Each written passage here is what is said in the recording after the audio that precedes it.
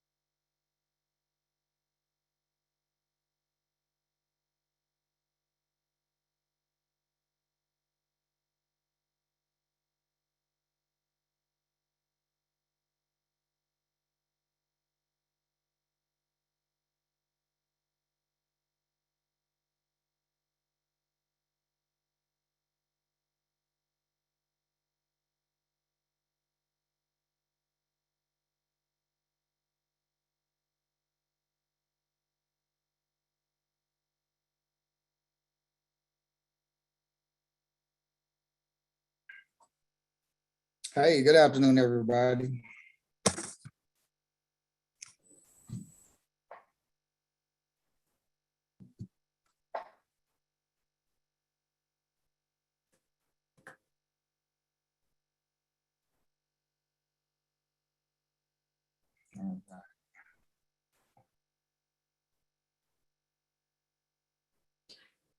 Hello.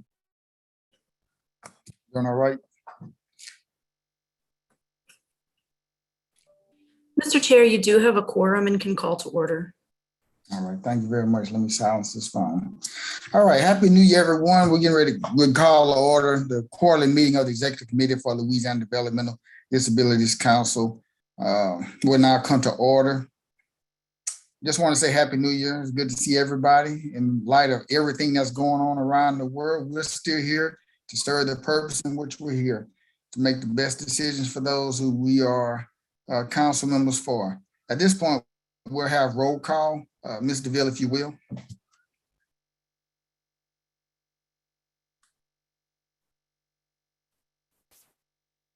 Sure. Rashad Bristow. Present.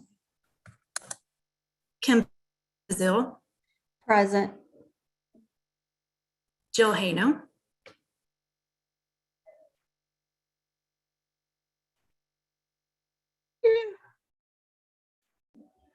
Nicole Banks. Present. Dr. Hyacinth McKee. Dr. McKee's being moved over from attendees right now.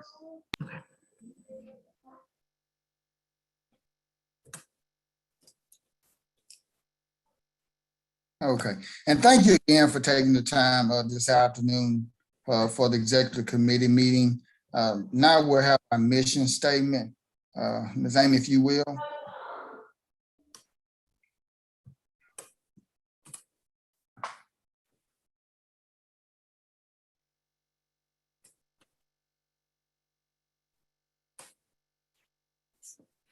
The mission statement of the Louisiana Developmental Disabilities Council is to increase independence, self-determination, productivity, integration, and inclusion for Louisianians with developmental disabilities by engaging in advocacy, capacity building, and systems change.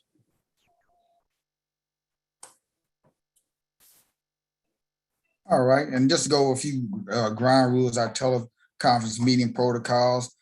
Council meetings shall be accessible via Zoom and live stream on YouTube. Council or committee members will participate in Zoom and shall be considered present when they display a live feed on their screen. Make sure that you have your microphones muted. Electronically raise your hand and wait to be recognized by the chair to speak.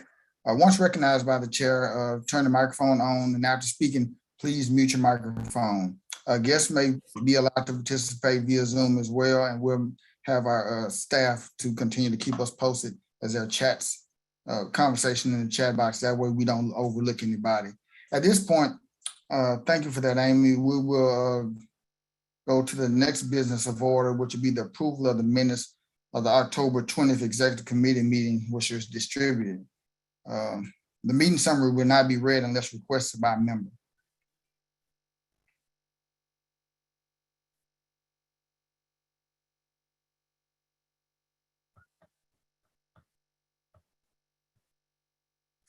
Are there any corrections?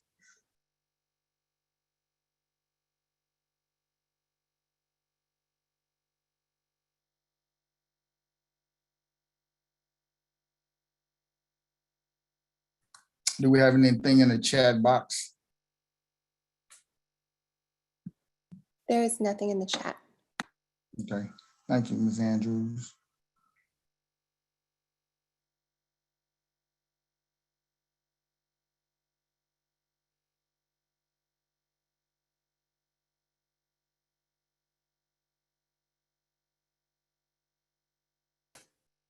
Mr. Chair, I believe you're muted.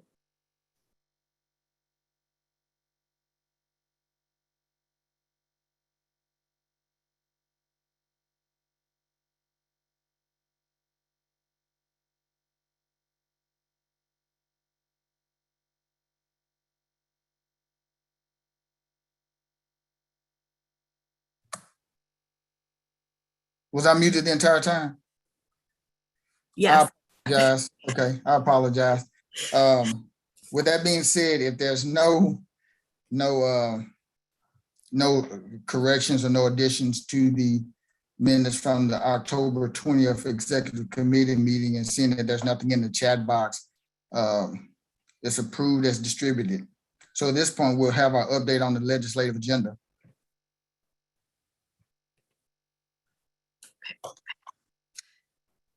Hello, Executive Committee members and guests. Just to give a quick update, because we'll give another update tomorrow on the legislative agenda for everybody who's not able to attend today. We started our legislative advocacy agenda with 4 items. One was the Appendix K COVID-19 waiver exceptions. That item has been moved off of our legislative advocacy agenda, and we're just continuing to follow it. OCDD, in the form of Julie Foster Hagen, presented today in the self-determination community inclusion meeting, that OCDD had a series of forums regarding those waiver exceptions, and they are currently in the process of making waiver amendments and some policy manual amendments to make some of those waiver exceptions longstanding.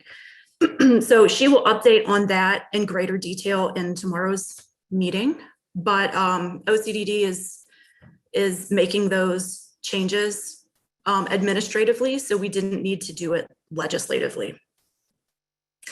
The dental advocacy agenda item, the comprehensive dental, that one is going very well for us. The amount that we are asking for is currently in Medicare's budget. So our advocacy is basically just taking the form of asking that they keep that budget item in the budget. So that is going well. LAPI legislation, which is the Alliance for Post-Secondary Inclusive Education. That legislation, we just got some word on that one. That's very exciting. The governor's office will be working with Senator Boudreaux, or they are working with Senator Boudreaux, to put $1 million in the supplemental budget for this legislation. So that's very exciting news for us. So Senator Boudreaux will be working on that bill. And that is, it's a big win for us already. And then finally, the last one was the cameras in special education classrooms.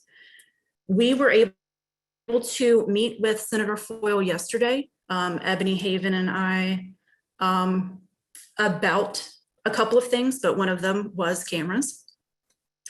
And he let us know that he is planning on putting a deadline in place for when policies will need to be created by. So that is one of the things that we asked for. We were asking for some accountability in a form of a deadline. And so he is working on that. He is still looking at the funding piece. And so we're waiting to see where he falls on that. But we have asked that he consider including funding in his bill. And as of our conversation yesterday, he's open to talking to the Department of Education about there being some form of oversight, which is something else that we have asked for. So we had a really great conversation yesterday. We hope to continue conversations with him about that. But that's where he stands right now. And so we're happy to continue to work on this piece of legislation with him through this legislative session. And that is the update.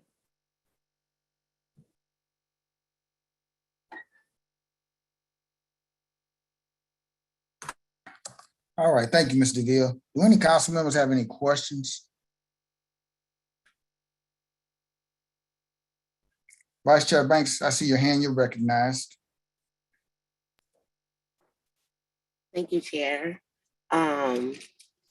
Upon the supplemental budget, the 1 million, do we already have where we're gonna like allocate those funds if, you know, it pushes through and they go ahead and talk about it? You know, it's already been approved. So do we already have where we can start allocating those funds since it's already a go? Those funds will not run through the DD Council. We think that it will be set up so that those funds go to the Board of Regents, and the Board of Regents will administer those funds out to the different programs with the Alliance acting as technical assistance, and I think probably reviewing applications for those funds. Okay. Okay. So that's good that they're actually putting you know, a deadline for them to have those policies in place and that we know. So now we'll have somewhere to go. Yes, that's very good news for us. We were very excited. Yeah. Okay, I yield. Okay, are you your question satisfied, Vice Chair Banks? Yes. Ms. Hale, I see your hand, you're recognized by the chair.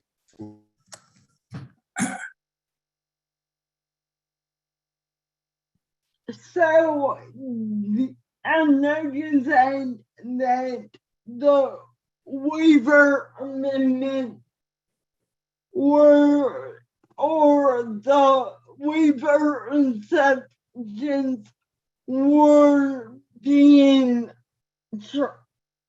was working. OCDD was working on the waivers stuff, and for Appendix K, was that the 3 main asks, or was that all 10? Because originally there were 10, if I'm remembering correctly, but we've been focusing in the focus groups were on the not cameras in classrooms, the 16-hour rule in the what, and there were 3 we mainly talk about. So are the waivers updates gonna include, and I don't know if Julie or Kelly are here, but are the waiver updates gonna include all 10 of them or just the 3 main ones? We'll have to ask Julie tomorrow. We were only focused on those 3 main ones, the virtual services and the 16-hour rule and the legally responsible adult as a paid caregiver. Okay, thank you. Okay, thank you, Ms. Hayno. So you was satisfied. Do we have any public comment, any public question? I do not see any hands raised from attendees or comments in the chat. Okay. Yeah, I'm gonna mute it. Okay, at this point, any other for discussion?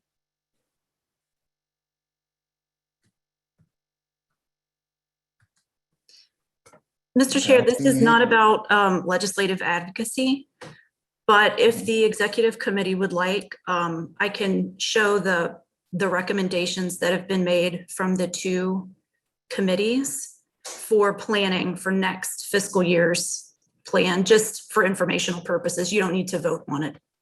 Yes, ma'am. The legislative agenda, those 2 documents from the CAN and the legislative advocacy kicker recommendations. Yes, ma'am, please. No, I'm talking about planning recommendations for next year's annual work plan. Okay, please. Okay. Thank you. Let's see. Get a little bigger.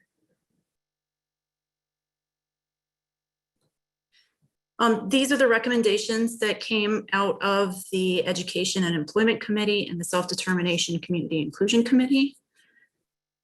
In education, there was a suggestion to conduct outreach with appropriate entities on current services and training opportunities for traditional and special education teachers, including ongoing support, which may lead to capacity building efforts to increase high quality educators. Another recommendation was to share the benefits planning services to a variety of agencies and stakeholders. And finally, to advocate for systems change based on emergent employment issues. And then from today's Self-Determination Community Inclusion Committee, there was a suggestion about individuals needing assistance navigating the tiered waiver system and some possibilities about how that could, what that could kind of look like. Another suggestion to address support coordination turnover, to increase activities focused on youth advocacy and involvement, and a contract to get the Youth Leadership Forum established.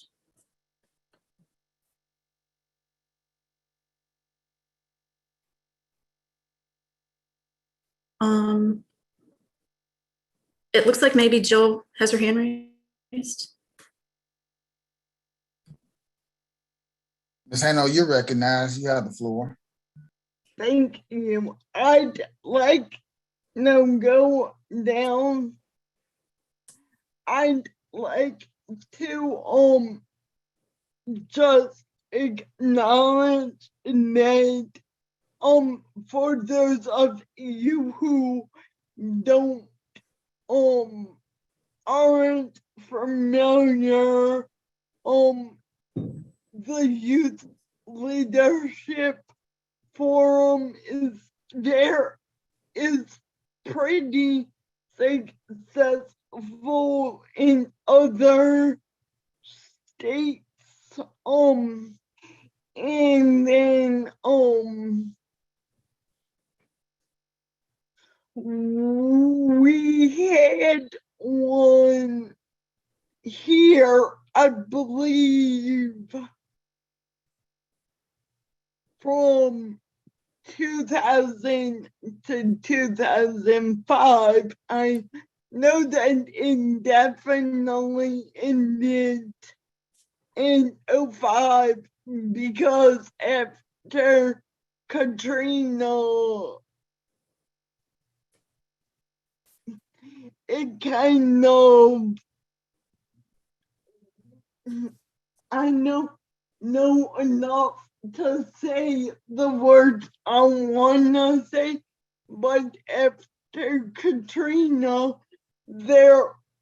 I know that funding became an issue, and so we haven't had a YLF here in over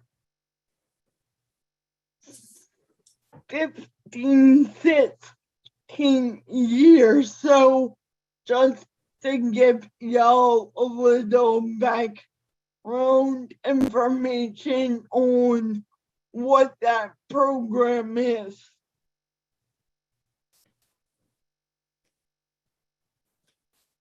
You're on mute again, Rashad.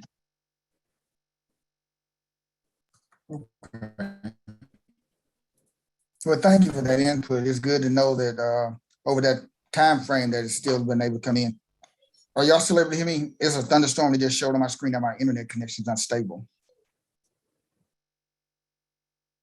Okay, thank you for nodding. Okay. So moving forward, we've already looked at the legislative agenda. It's not anything to vote on unless I'm missing something. Feel free to call my attention to it. The next item of business is the quorum at standing and ad hoc committee meetings. Only thing I wanted, did you have something, Ms. DeVille? I'm sorry. No, sir. Okay. Only thing I wanted to do was just thank and reemphasize the importance of making sure that we have the appropriate quorums. Now let's go this again tomorrow during the council meeting. You know, that way when we have our ad hoc committee meetings, it's important that we have enough people in attendance to make the best decision. That way we can bring before the council. Because last thing we want to do is become stagnant and bog it down, where we're not productive and we have to wait on another legislative year to take advantage of it. Unless I'm missing something, I don't think we have any other business to discuss. I see your hand raised, Dr. McKee, you're recognized. Yeah, we do have a little bit to discuss about the ad hoc and the standing committees. Just for purposes of clarity, wanting to get a list of who's all been assigned to what standing committees, and who's all been assigned to what ad hoc committees. Also, in terms of the Grievance Committee, I believe that was an ad hoc committee that was developed some time ago. I have not heard anything about the Grievance Committee, policies surrounding the Grievance Committee. What's the outcome of that Grievance Committee? I haven't heard anything. And so I'm wondering what, we can do to get some information on what's happening with that. There were several people that requested us to form that committee. And Amy, I know this is before your time and it's before Rashad's time, and Nicole Banks, but that is something that I know that we had wanted to get going. So I would like to find out,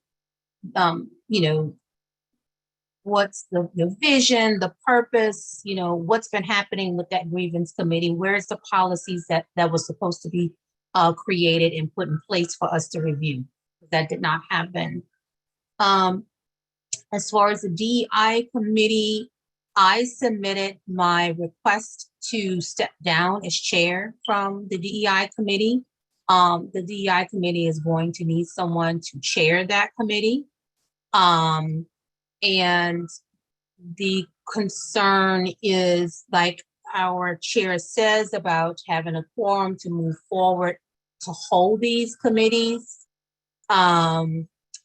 And so that we need to make sure that we get that together. I know that we put together in the draft of the charter, which was approved, that meeting, although it's titled as an ad hoc, still will be meeting on a quarterly basis, I believe, or at the discretion of as when it's needed and when pressing issues are needed. And as it stands right now, I believe we do still have some pressing issues because we did not have a quorum for the last meeting, the last DEI meeting. So I'm sure there's some things that's on that needs to be discussed, as well as all of the work that Miss Amy and Miss Ebony has done in terms of legwork of pulling and getting things together for that DEI committee. So that's my two biggest questions. You know, where are we quorum? What's the status of the grievance committee? Where's the documentation that they promised? Where's the policies around that? And, you know, any other ad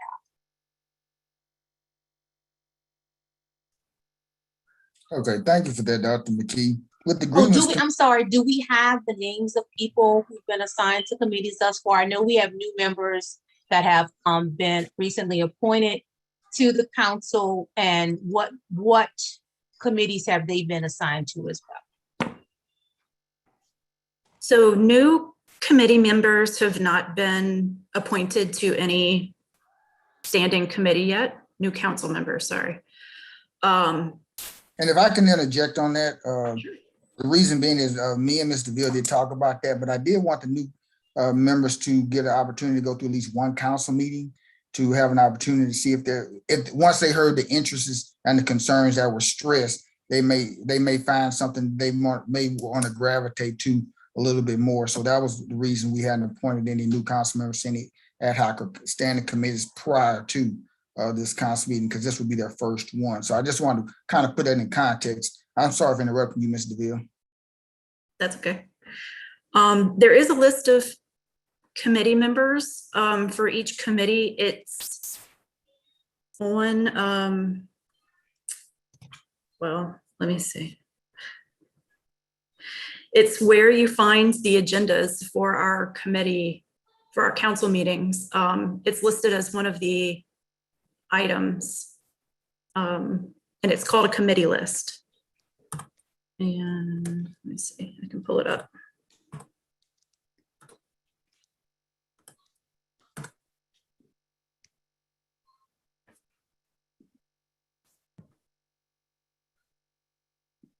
Yeah, I know where it was. I just wanted to be posted so the public could see if they can't find it.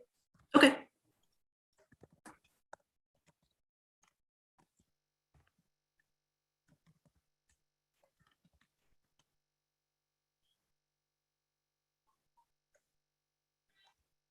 I believe we need to enlarge it. I don't know where it went. It was there and then it went away. What did it? Sorry, I It was there. stopped sharing my screen. Hold on. It's okay.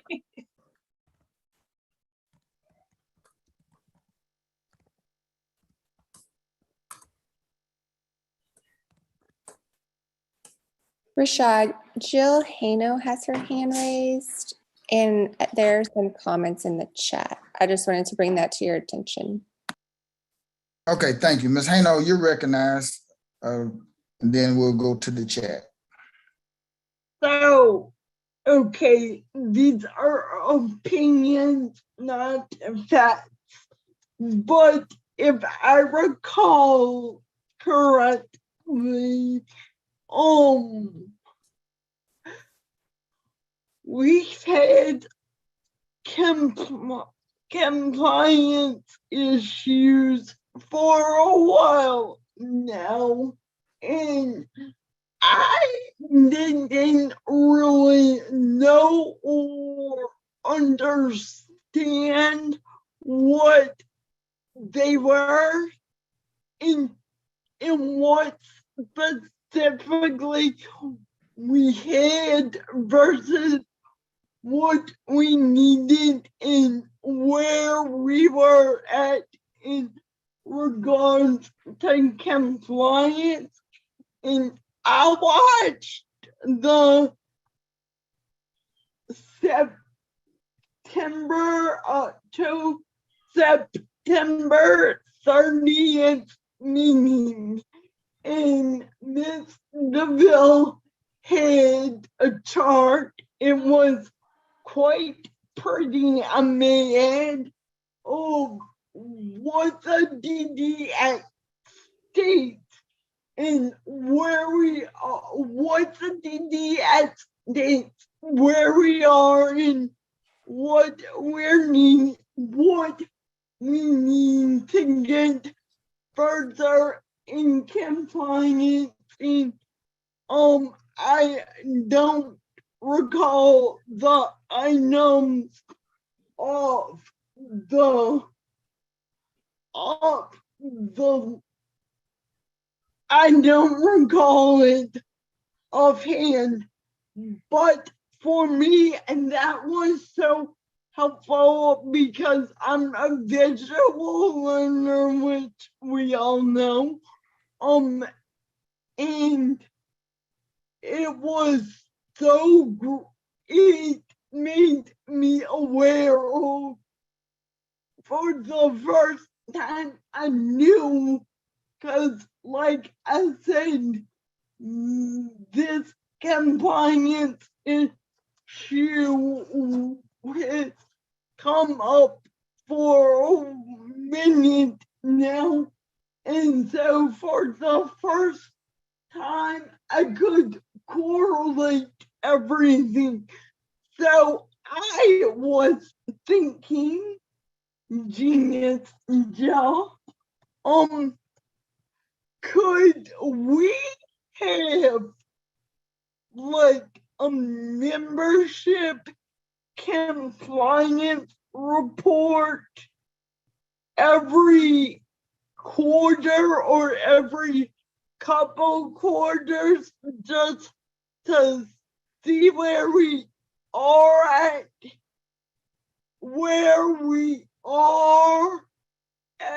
in regards to be on with the DDX and keep us on our toes and knowledge, because I really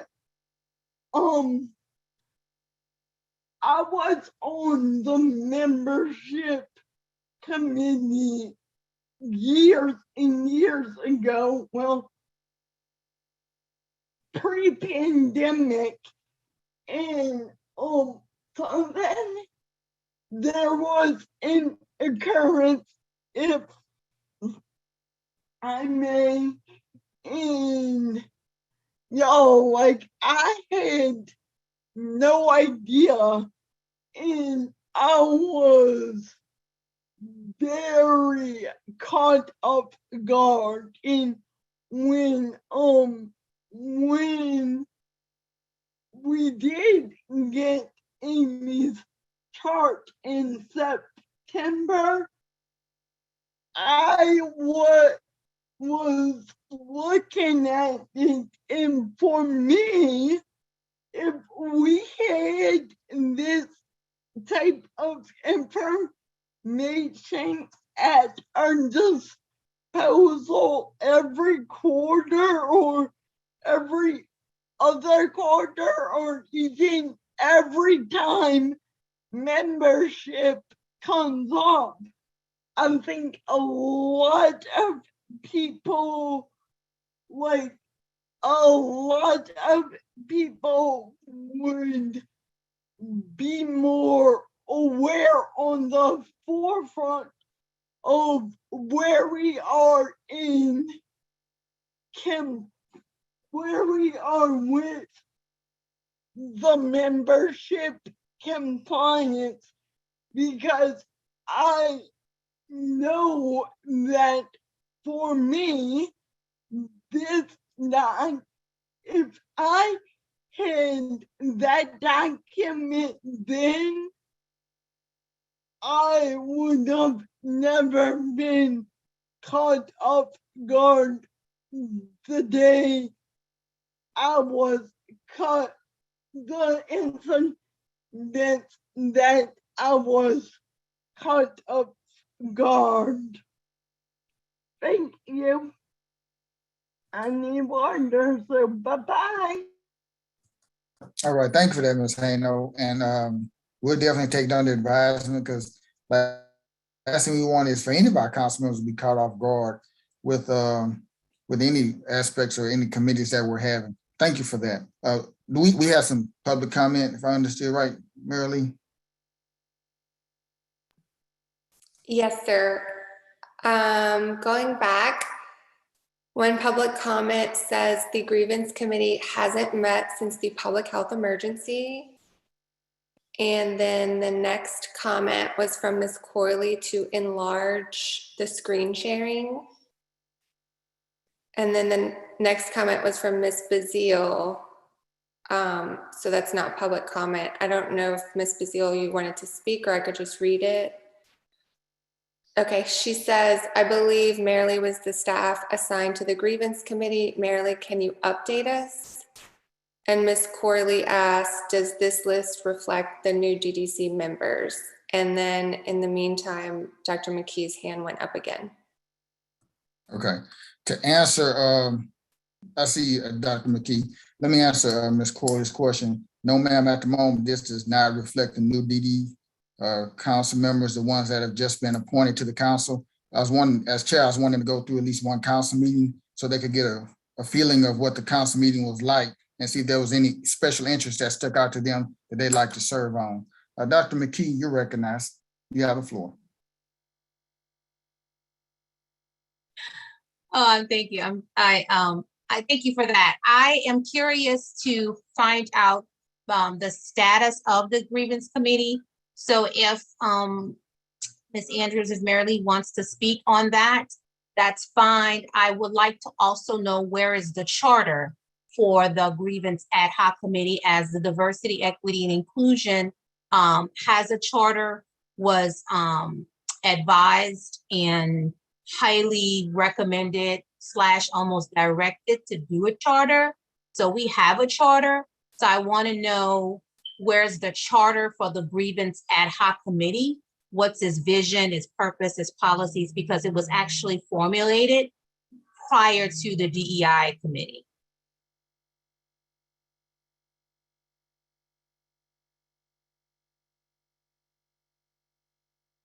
That's all I need to know. And of course, our charters are made public. So I know the DEI's committee's charter was made for the public to see. So I'm asking, where's the Grievance Ad Hoc Committee, its charter, and where and why is that not being made for the public? Is there anyone that can answer Dr. McKee's question as part of that committee that's on this Zoom? Just kind of give a status update. I can try to give you one, if that's what you guys would like. Yes, please. Okay, so the Grievance Ad Hoc Committee was created in January of 2020 by the full council. And in that motion, it explains what it does, which is to act as an advisory committee to the council regarding the council's grievance procedures and formal grievance policy. And then the Grievance Ad Hoc Committee was meant to present to the council a proposed formal grievance policy for the council's recommendation. So that's how it started, and that was in January of 2020. This is a long time ago, so I'm not sure if everybody remembers who was on it, but there were some scheduling issues for the first meeting. The initial meeting had no quorum. The first meeting was canceled due to COVID. And then we actually had our meeting one. At that meeting, that was in July of 2020. The committee members introduced themselves. They kind of spoke to each other. They did vote on a charter. They discussed LDH's policies, and they discussed Families Helping Families policies on grievances and things like that. They discussed the DD Council's policies. Some assignments were sent out. I believe they had to do with ITAC, and we scheduled the second meeting for August of 2020. The August meeting was canceled, and this was at the time when all the meetings were, ad hoc committee meetings were put on hold due to COVID. And this kind of goes back to Ms. Susan Reen's comment. So in the past that the Grievance Ad Hoc Committee chair was Mr. Randall Brown. So he's not on the council anymore. So that committee doesn't have a chair. And Mike Billings was also on the committee. And so he's not there either. And the charter can certainly be shared. It would have been linked with on the next meeting, the one that got canceled. But it's very straightforward from the motion, and it just kind of organizes the committee. And I'm not sure if that answers all the questions. It was a long time ago, and I'm not sure if everybody remembers the history of it, or if anybody wants to add in. Okay, thank you for that, Mary Lee. It's definitely something we need to go ahead and resuscitate due to I know the pandemic was something that hindered it, but it's definitely something we want to resuscitate, and we need to do a reappointment. I'll make sure I address that with the council tomorrow. Dr. McKee, I see your hand, you're recognized. Yeah, thank you, Ms. Andrews, for your report. And I know that there's been a lot that's been going on, but I do want to speak to the appearance of the, what's the word I'm looking for? Just appears that it's the DEI DEI committee had to do its best to function during the pandemic. We had to continue to have meetings. We had to struggle to get quorums. We've had to engage in research to find out information about diversity, equity, inclusion practices. We had to create a charter that was written and it was made for public review. And I'm just concerned that that was not done for grievance. It just brings an appearance of that the DEI committee had to overextend itself, do things that the grievance committee was not held accountable and held to that same standard. Given all of, and again, thank you, Mr. Chair, for allowing me to speak on this. Given all of the historical struggles that we've had within the past 3 years and how committee members and public asked for the grievance committee to be formed, it is very disappointing to hear that the DD Council directed that this committee be established back in January of 2020. And here we are in January in 2022, and we only have one meeting. But yet the DEI committee was told to be directed and be established. And we have made all attempts to form a committee. So it just seems like it's almost like it's not held to the same standard. And I think it's important to speak to this. And so I would like to know the charter for the grievance committee. Where is that for public viewing at this time? Where can the public see the charter agreement for the grievance committee? And I appreciate you, Ms. Andrews, for reading it and going through your notes. But for me, it's not held to the same standard as what the DEI committee had to be held to. And so I think it's important that the public knows that. So I'm asking for the charter of the grievance committee, and where is that, and where are the minutes for when the meetings were taking place? Where can we locate that information right now? Where can the public find that right now at this moment? I'm not sure. Did you want me to answer, or did you want someone else to answer? Whoever is on that grievance committee that's willing to answer. I do see that there may be other committee, grievance committee members on the call that may be part of it if they want to chime in, but I'm just questioning the same standard across the board for committees.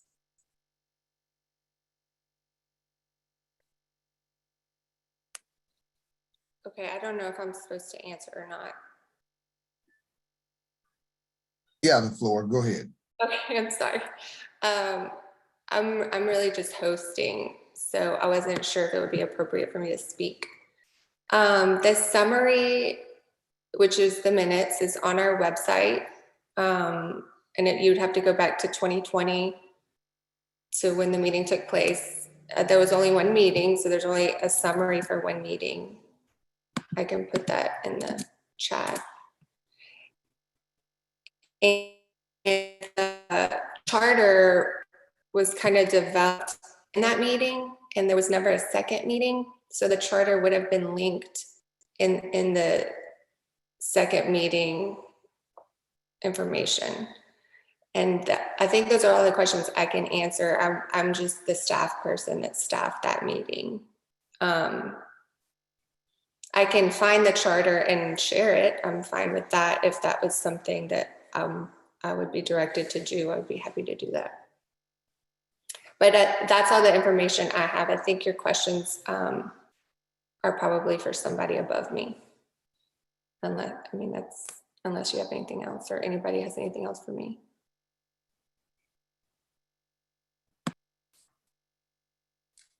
Do we have any public comment? I see your hand, Ms. Hayno. I just wanted to address public comment real quick. Yes, Ms. Corley says she strongly agrees with Dr. McKee.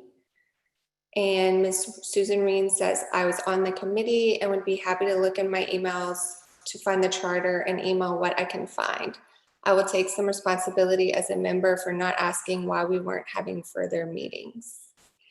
And then I was reminded that Randall did want the search committee to take priority over all the other ad hoc committees. And that was advice from Ms. Cheryl Matney at ITech.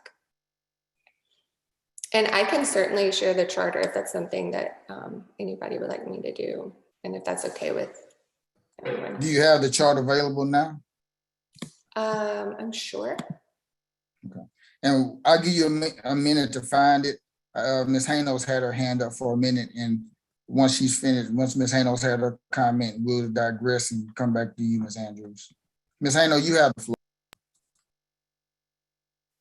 Okay, so going back, the way I remembered it in this was in person, but no, Miss Corley was asking. In the way I remembered it, I started in July of 17. So with like literally like taking on my journey, when I got there, there was a sign for employment committee and a sign for self-determination, and staff told me, and I'm saying this, I'm using this as a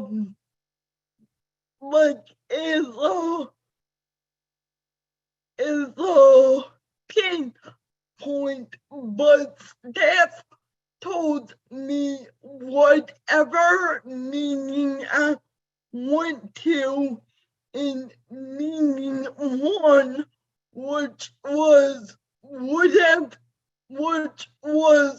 July, and then when I came back in October, I could go to the other standing committee, and then so between October and between October and January, I could, at the time, the chair was April Dunn. So between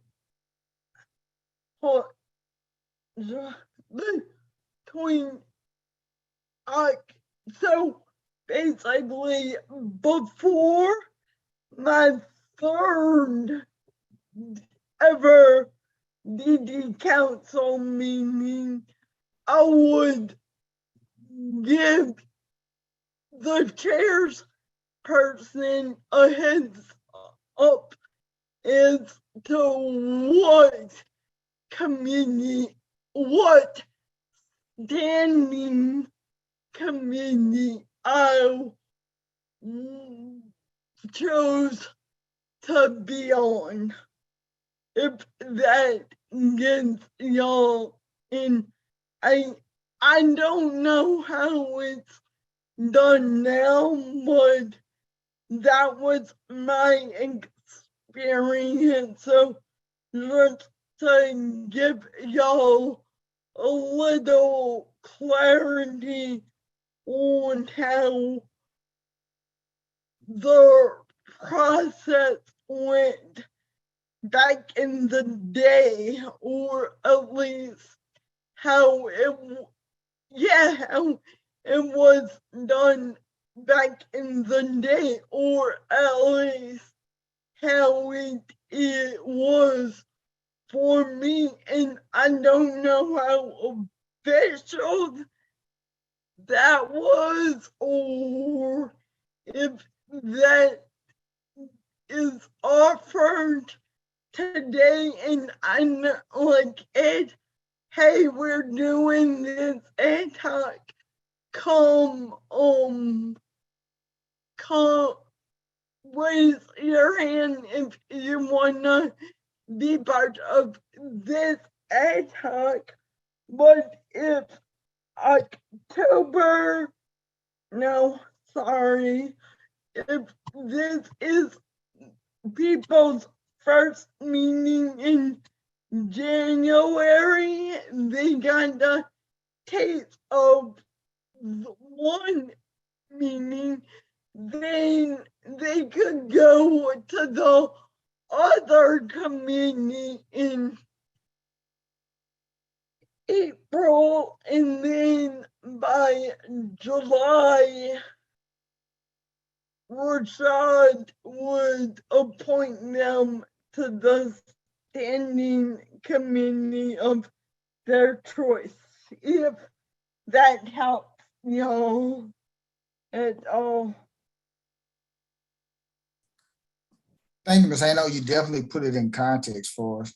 Ms. Andrews, were you able to find anything? Yes, I can share my screen.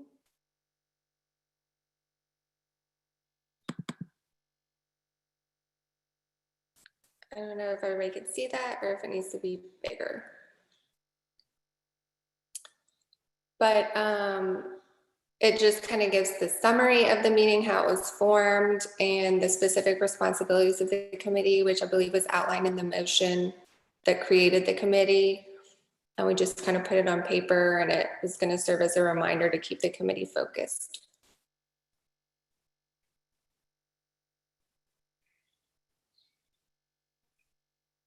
Okay. Do we have any other council members have any questions or comments? So I can't see right now because I'm sharing my screen. I am the host, so I'm supposed to let you know of comments, but I can't see them right now because of the screen sharing. So I guess I'm asking if maybe Nicole Banks has her hand raised. I got it, Marilyn. Okay, thanks. Thank you. Vice Chair Banks, you're recognized. You have the floor. Okay, so I was looking, because I wasn't familiar with the situation, so I was looking at the minutes that you provided us, and I was just looking through it, and it was given like, specific things that they wanted to put in policy and that, but that is not this. Like, that is two different things. Like, this is just like some research of other council's grievance policies, but when in the minutes, it had specific things that people want outlined and laid out, and they had specific timelines. Like one of them had 3 to 5 business something, it's like, it was very specific when, we're looking at this. So I'm just seeing, wait, let me pull it up, because I have it up.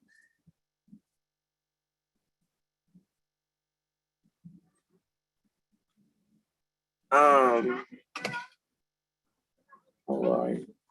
All of my little thingies running together. And I've been in so many meetings today, excuse me, y'all.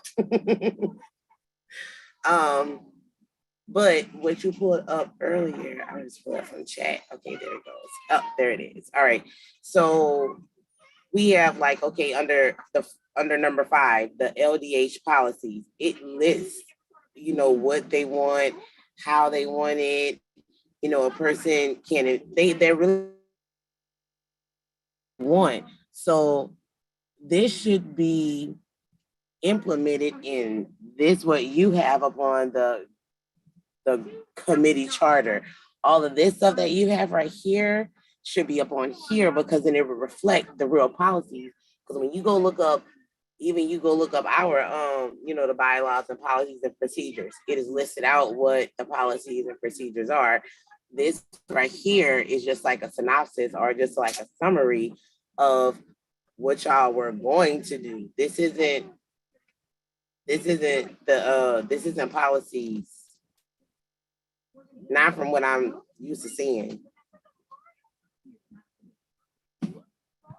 So, yeah, so the summary, and it's not even really a summary because we never got to vote on it, or the committee didn't, but that, like, LDH policies, so what happened was the committee reviewed LDH's policies, grievance policies, and they just kind of talked about it.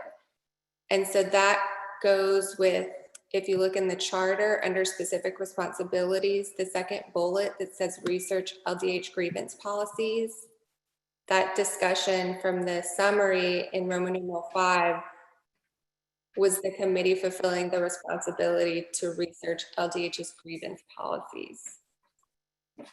I don't know if that makes sense. No, that makes perfect sense. But what I'm saying is, from what you're showing us, from what you provided to us in the chat, they really went in detail. I mean, like, they look like they worked hard upon these policies and the questions that they wanted to have done, and you know how they want to, like, even we can even go down to the FHF policies, and like Kim, she was like, she wanted me 3 times a week, usually it's 3 to 5.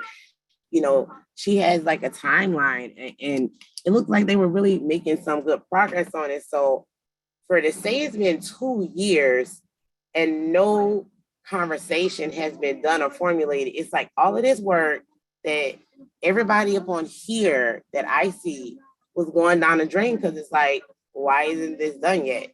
Because this is not that hard to put in policy and procedure. So what was the reasoning why everything hasn't gotten done?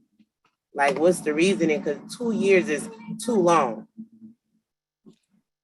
Right, so the committees were advised, as I understand it from Cheryl Matney, to kind of go on the back burner except for the selection committee. And I believe that was because we were out of compliance maybe with our membership. Like I said, I'm the staff person for a committee. So when a committee is given to me, I staff it. I don't know that I would have the best information for you. That's the information I had, is what I just shared with you. A lot of our committees were put on the back burner during COVID, and some of them got picked back up, and it looks like this one didn't. But I'm really not the best person to answer leadership, why certain committees met and certain ones didn't. I don't know. Okay. So I know that, like, you know, you're gonna go back to you know, them and let them know that this is our concern or an issue, and then I guess that person will reach back out to us to let us know, hey, this is what's going on, here's the movement with it. Or well, I think everybody's here that should be here. Early, let me interrupt for a minute. I see Dr. McKee's hand, and she's been waiting for a minute. Let her interject. She may be able to bring a little more clarity to this. Thank you, Mr. Chair, and thank you, Madam Vice Chair, for those questions, because certainly those are the questions that I have too as well. And I believe that the questions that you're asking is something that the public wants to know as well. And then I also understand Ms. Andrew Sy being the staff, and you know, she was only tasked to staff, you know, these meetings. And so I hear both sides, but I do want to say that I am concerned about the optics of it all. Our plight is to make sure that everything is done equitable. And I just want to let you know that it just doesn't look good. Just on the surface, it doesn't look good that one committee was required to be held to a certain standard that another committee did not. And I certainly hope with our new leadership, which I know because Ms. DeVille, under her new leadership, certainly will work with the chair to make sure that this doesn't happen again. But I think that it's important that we answer the concerns that the public has as it relates to what are we doing with these committee assignments, what the time that it takes to put all the work. We sat maybe 3 DD council meetings with all of these grievance complaints about previous administration and what should happen, and formulated a grievance committee. And then to hear that it only met once is concerning. And then also to do all the work for one committee, the DEI, where the staff did some exhaustive research and to put all that stuff together, and they don't have enough people to hold a quorum to produce the work that they put in for the DEI committee. So I think it's important that the public knows that we are working for them, but that we want to work efficiently and equitably. And so that was my intention to bring that up today. I am concerned that Ms. Andrews did take a hot seat for this, and that she was put on the hot seat, and that there are other individuals that were part of that committee that could have spoken up to help add a historical competence to this. But I do applaud Ms. Andrews for her courage to answer the questions that we have as it relates what's the standing is. And I know it was a hot seat and it wasn't for you to do. And I know you've been doing work, but I am concerned that there are other committee members that could have very well stood up and added a historical competence and let the DD Council know what's actually happening with these committees. And so for that, I'll digress. Okay, thank you. Ms. Hayno, did I see your hand? Okay, do we have any? I'm kind of nervous to say this because again, opinions, everything is my opinion, and I'm just a little on, but I think that we have had such changes in staff, and I've noticed that as the staff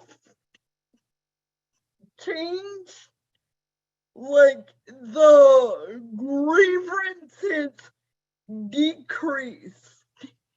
And wait, so and then like Miss Amy said that we were advised to focus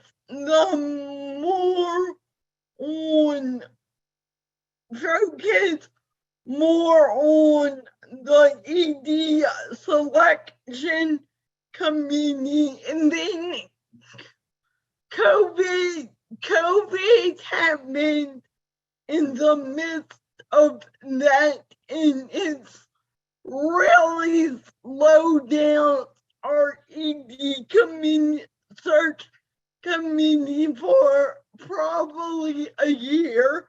And then we really focused on getting the ball rolling on that so we could hire our new ED ASAP.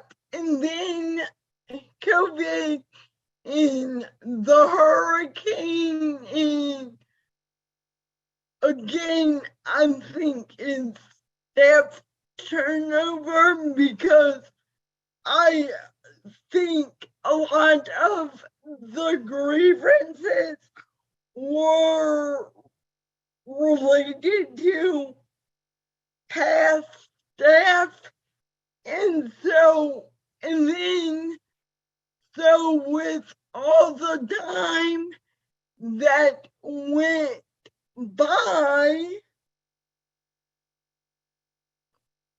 grievances, I mean, in I'm really disappointed in myself because that sounds like an excuse, but as that time went by, the grievances got less because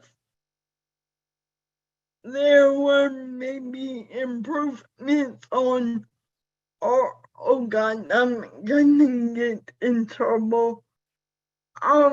There were improving, and no, never mind. You're good, Ms. Hayno, and I think everyone's echoing the same thing, and I don't want to just beat a dead horse. Merely, we do understand, that there are things left in translation, and there are other council members who are part of it. But at the end of the day, it's all about accountability. It's about accountability to every council member, even if the chairperson is no longer there. There were some gaps, transitions, executive directors, new chairs, things along those lines, but it's still about accountability. And we're accountable to the public as well as we are accountable to those who are his best interests are served by the DD Council. So, and I'll emphasize this tomorrow as well about why it's important, even if we don't have a quorum. If you commit yourself to a ad hoc committee, it's important that you make yourself available, even if the designated leadership for that committee is not present.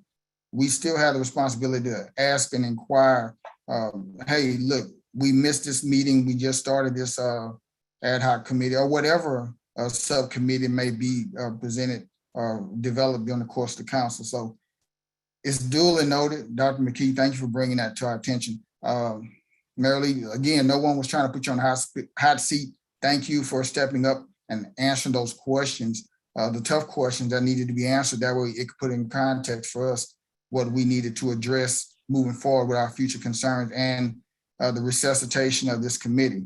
Vice Chair Banks, I see your hand. You're recognized. Yeah, thanks, Rashad. I appreciate with the floor. Like, I do understand what you're saying as far as accountability, because we all have our phones with us all the time, every single where we go. Not any of us just leaves our phones at home. All of our meetings can be accessed on the phone. All of our documentations of meetings can be accessed on the internet, on the phone. So we have to, like Rashad says, we're on the executive committee, on these committees where these people are trusting us to make these decisions. And, like I said, I lost everything. I'm here in my little camper with my kids and stuff. I'm here doing what has to be done though. Like, regardless of what, I'm still doing what has to be done because I made a commitment to be up on here, and just my work, I want to speak in for myself. So, we all have to take that pride and accountability, and remember, like Rashad says all the time, remember your why. Why are you here? Why are you on the council? Who is your person that drives you to make the difference in the community? And they have to have us that is going to, regardless of what, we're going to still step to the plate and do what we have to do. And that's it. That's all I want to say. Thank you, Vice Chair Banks. Do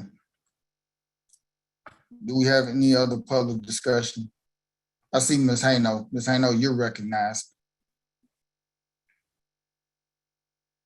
You have the floor.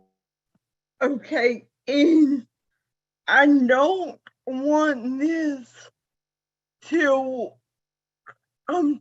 trying not to come across like an awful human being. My point was, and then I got carried away, but I feel like the Grievance Committee was made in the past to address grievances with leadership that was no longer that is no longer relevant to this council. So I personally think that, and then with ED search taking over, I think that because we've had such turnover, that the Grievance Committee kind of inadvertently took a back seat. All right, that's what I meant to say. Okay, thank you for that. Do we have any more public comment in regard to this? Yes, sir. Ms. Susan Reen said, just one more comment. August 2020 was the year that Laura hit Lake Charles and we were all displaced for months. Dr. Hyacinth McKee said, thank you, Marilee. It is my pleasure. And Ms. Coranda Corley says, she has three questions. Would having FHF represented on an ad hoc committee be a conflict of interest? Was this research information ever provided? How many self-advocates are on this committee?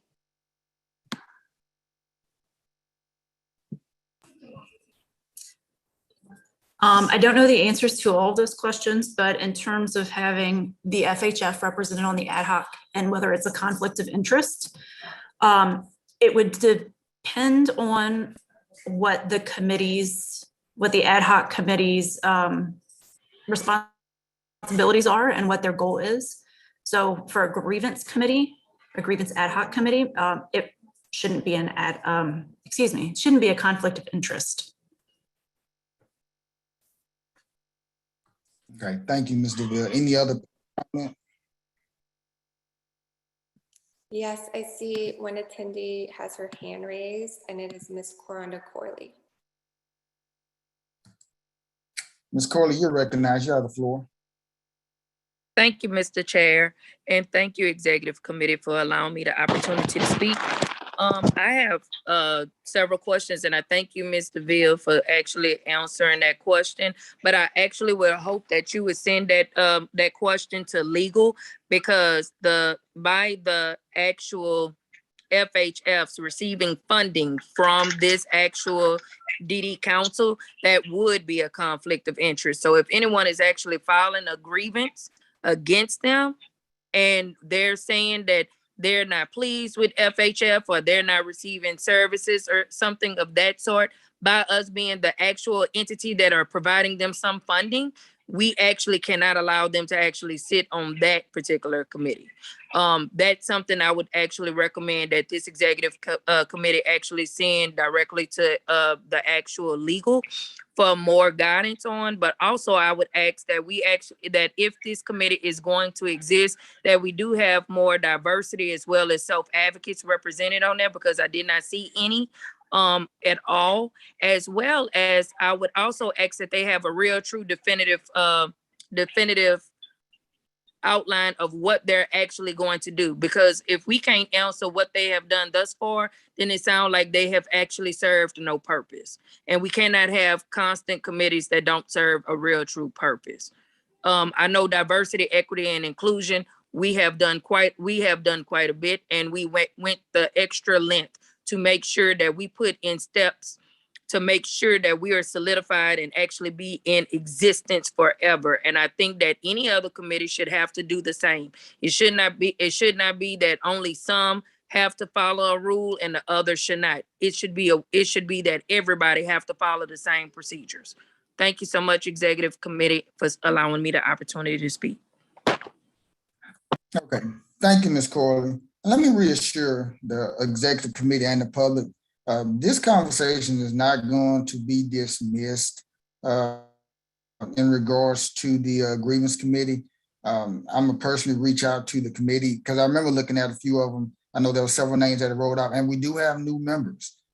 Again, this goes back to emphasizing the importance of whenever you're appointed to a committee to try to make yourself available as much as possible. That way we don't have these hiccups when things come into place. And not only that, we're already in a function where when something is addressed, we don't have to scramble to try to put something in place. We can just begin to execute what's already in place so we can remain effective as a DD council. Do we have any more public comment?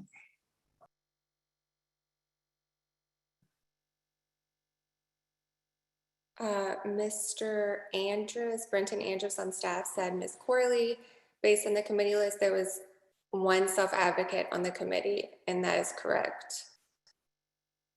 And Ms. Liz Gary said we were unable to meet. I'm sorry, it's going fast. We were unable to meet if the chair of the committee was also the chair of the council and was not holding the meetings. And then Ms. Corley said, thank you kindly, Mr. Andrus, one self-advocate is not suffice.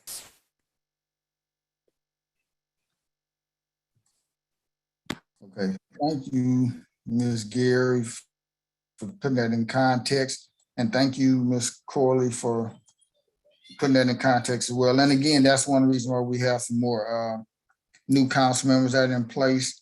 And we'll be trying to meet with them. But like I said, let me reassure you, this is not something that'll fall by the wayside because we want to remain full function in every capacity of all our ad hoc committee meetings. Do we have any other questions or public comment? One panelist has their hand raised, and it is Mrs. Bazile. And Bambi just commented, Lillian is supposed to be on DEI committee. She continues to be left off for some reason. She brings a valuable perspective. And Ms. Kim Bazile's hand is up. Okay. Thank you for that information, Ms. Pozzola. And Ms. Bazile, you're recognized by the chair. You have the floor. Thanks. I just clarified with Marilee that when the Grievance Ad Hoc Committee was established, Randall opened it up at a full council meeting that anyone who wanted to serve on that committee, raise your hand, and he appointed everyone that wanted to be on it. He did not leave anyone out. It is also, if my memory serves me correct, it is nowhere stated that an ad hoc committee needs to have a charter, that is something that the staff person that is chosen to staff the committee chooses to do. Because I know the ED search committee did not have a charter. So I don't think that it is stipulated anywhere that we need one. Jill, am I forgetting anything? And like Liz said, we can only attend meetings that are called by the chair. And if no meetings are called, it wasn't my place to call a meeting. That's all. Okay. Well, thank you for that. And again, like I said, at this point, we don't even have the same chair. So I don't really want to go that route as far as putting Randall on the spot for not being accountable because he's no longer here. Dr. McKee, you're recognized. You have the floor. Yeah, thank you, Mr. Chair. I wanted to say that too as well. Our former chair is not here to discuss or defend or add credence or not to those comments. And so I certainly don't want to just kind of put him out there and say those kinds of things without giving him an opportunity to speak. So I will not be using his name, certainly in these conversations, without his knowledge or consent. With that being said, that Kim, it adds more suspicion and concern to the DEI committee, and it does not look good because the DEI committee was told they needed to do a charter. All that does is make the situation look a little bit worse, right? Because now you're telling me that other committees did not have to do a charter, but in fact, DEI was told to do one. And so that doesn't make it look any better. It kind of makes it look worse. So I appreciate you sharing that information with me. I was the chair of the DEI committee but we were told that we needed to do a charter. And so you're telling me that other committees were not, there was nothing stipulated anywhere. There was nothing stipulated anywhere that committees had to do a charter, which is unfortunate because we did it. But it's fortunate, but it's unfortunate, but it's also fortunate because it does show what we're actually doing. So if we are ever called upon on the carpet, it's actually revealed, but that doesn't look good. But who told you you had to have a charter out of curiosity? So, I mean, Mary Lee Andrews is the staff that's assigned to the DEI committee, and you saying that she was assigned to another committee as well. And those committees didn't have to do a charter, but the DEI committee had to do one. So No, I guess that's I'm saying the one that she was assigned to grievance and to DEI. And so those two did charters because that was her option, because she was the staff that was in charge of those. Correct. Right. But you're saying that, so you guys, you're saying there are no other committees that have charters, correct? That because Mary Lee is not the staff person on those other committees. Correct. So that makes it even another layer of concern that's something that needs to be discussed internally in terms of leadership and how things go, because it should not be where some committees have charters and others don't, and we have this big confusion publicly. So that makes the situation look even worse. So I would not even want to even belabor or get into a longer conversation about why one has one or why one does not, because that looks bad. It shows a level of dysfunction, okay, in my opinion. That's a concern. And so thank you for adding context to that. As it relates to Lillian being appointed to the DEI committee, she should have been appointed to the DEI committee. She asked to be appointed to the DEI committee, and I'm uncertain, and I can't really speak to what the former chair's decision was or discretion, because that's his discretion, but she did request to be on it. And from my understanding, the request was honored. I'm not sure why it hasn't happened, but she and I even had dialogue about her being on that DEI committee. And she is a voice that's truly welcomed and embraced for that DEI committee, whoever chairs it moving forward. Okay, thank you for that, Dr. McKee. And I give Ms. DeVille, like I said, it could be a clerical error, but Ms. Dijon is an asset, so we definitely want to make sure that she's utilized, especially with the DEI, as all council members are. Do we have any public comment? You do. Hannah says she will change the list so that Lillian is a member. Brenton said, you are correct, Kim, with the exception of the two committees discussed previously, no other committees have a charter. Susan Reen said, thank you, Kim. Jill Hano said, I'm going to trust in you. Ms. Corley says, dissolve the remaining committees so they have to go through the same procedures. I'm sorry, and she also said that is correct. It shows a true bias. Let's talk about this. Dissolve the remaining committees so they have to go through the same procedures. Those are all the public comments. Ms. Banks has her hand raised. Okay, let me say this. We've already discussed the way that we need to troubleshoot this to make sure that we don't have this problem moving forward. So I don't want to just continue to be doing a round robin where it looks like we're just running in circles, because it's already been established. One, that the Grievance Committee, Ad Hoc Committee has fallen short. Two, some of the individuals who are on the committee are no longer part of the committee. Three, that we need to make sure that everyone's held to the same standard of transparency for the public. That way we don't continue to have these same hiccups. So I'm only willing to entertain just maybe one more comment about this, and then from that point, we're gonna move forward. Vice Chair Banks, you have the floor. You cleared it up for me, never mind, because I just wanted to make clear that I understood exactly everything that was going on in this situation so that everybody can know, exactly what's going on. But how we need to move forward, everybody just needs to get a charter. If it's for one, it's for all, it's all equal across the board. I don't know about dissolving things, but, Correct. And like I said, we're gonna make sure that every committee is gonna be on equal plane. That way there's no misinterpretations of where one committee has more authentication than another. Do we have any more public comment or questions?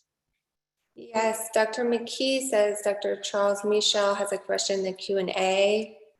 And then in the Q&A, Dr. Michel said, is there perhaps a different set of requirements for ad hoc grievance and temporary committees, i.e. ED search? Will the ad hoc committee be charged with developing guidelines, which will then be implemented by a standing committee, grievance no longer ad hoc?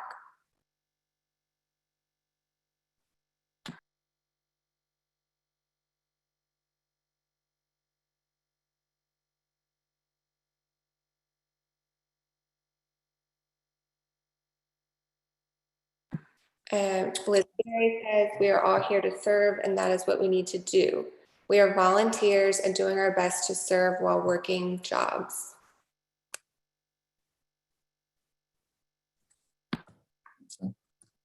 Thank you for those comments. To answer your question,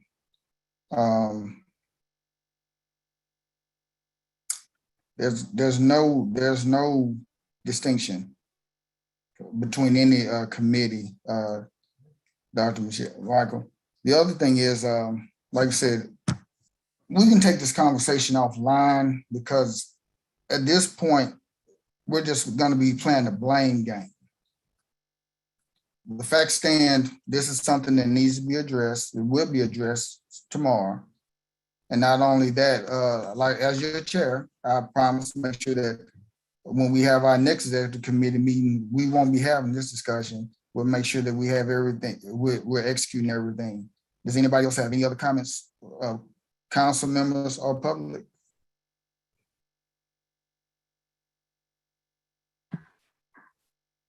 Ms. Corley says that question should not be answered until legal is consulted regarding what the grievance ad hoc will do, especially regarding families helping families involvement. And I don't see any other hands raised. Oh, I see another Q&A from Nicole Flores. Do the bylaws spell out the requirements for charters for committees, ad hoc committees? If so, and they were made public, anyone on the committee could ensure they know the specifics and we can move forward from there. Okay. Like I said, at this point, we're going to take it offline. That way we can move forward. I'm sorry, there's one more comment. Go ahead. Ms. Susan Reen said, it was my understanding that the grievance committee was formed to address grievance policies for the DDC, not Families Helping Families. Families Helping Families has their own policies as approved by our boards. And that's all I see. Okay, and like I said, this is something that Ms. DeVille will get with legal on because that's something that's going to be a question about it so we can bring some clarity to it. At this point, since we've already more than established this, I'm going to close this discussion in regards to the Grievance Committee. It's going to be transitioned over to the executive director so she can go ahead and me as well, get with those parties that are concerned so we can go ahead and get this resuscitated and brought back into the fruition and operation that it's supposed to operate in. Is there any other further business to discuss?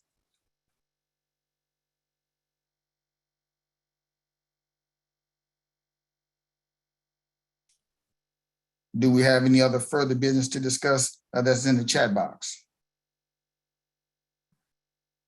I do not see any other comments in the chat box. Okay. Miss Ebony Haven, is she still on? I'm still here. All right, Miss Haven, I just want to say congratulations on being the Deputy Director of the DD Council. Thank you so much. We're looking forward to working with you. You already have a plethora of knowledge and we're just excited about your position and your appointment. Thank you so much. I look forward to working with everyone as well. All right.